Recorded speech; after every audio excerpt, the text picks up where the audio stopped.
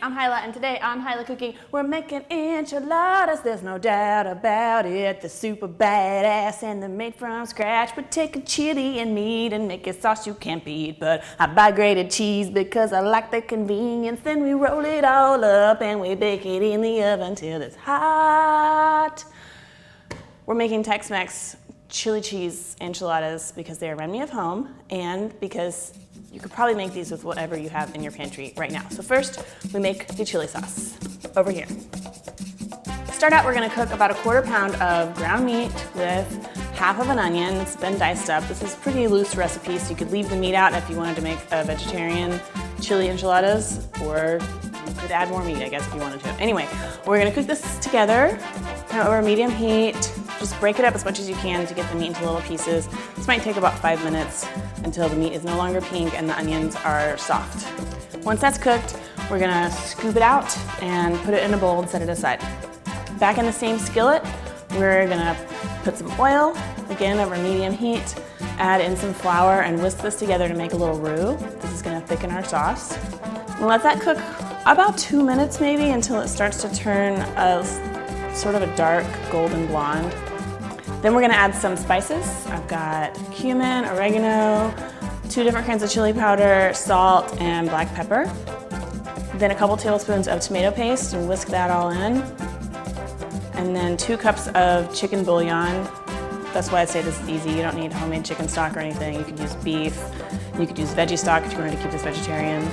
And just add this kind of slowly, whisk it all, get all the lumps out. Once all the stock is in, you can add the meat and onion back and let that simmer together for about 5 minutes.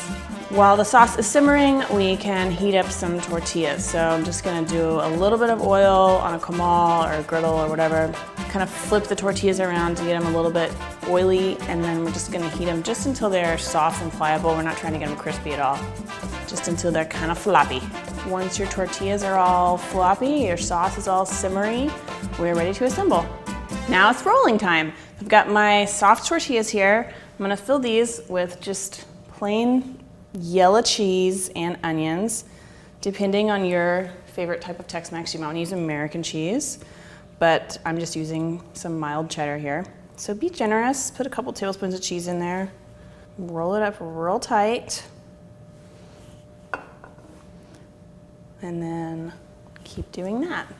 I remember when I was a kid, my dad would make these, but he would use like a can of Wolf brand chili as the sauce, and he would always put onions in it. My brother hated it, and he would always ask my dad to maybe please leave some onions out of some of the enchiladas, and my dad was just like, no, you can pick them out, boy. Now Travis says he appreciates that because now he likes onions. But man, I just remember, even as a kid, I was like, it really wouldn't be that hard for Dad to just leave some onions out of a couple, but whatever. I wasn't gonna get myself involved in that argument.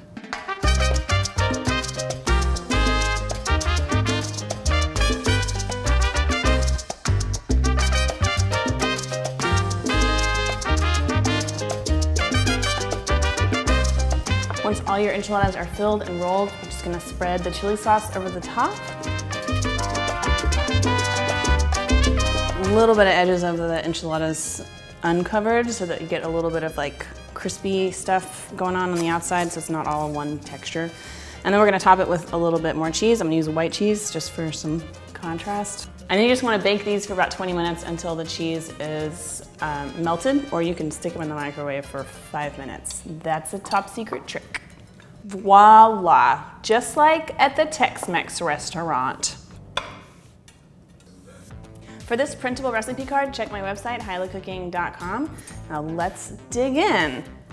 Whoa, man, this is like, Carlos would be a little bit disappointed, but the white girl that lives in my heart is very happy.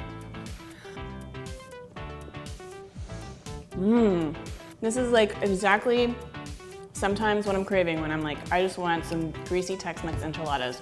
This is it. So there you go, fellow Texans and Texans who moved away from Texas, like me.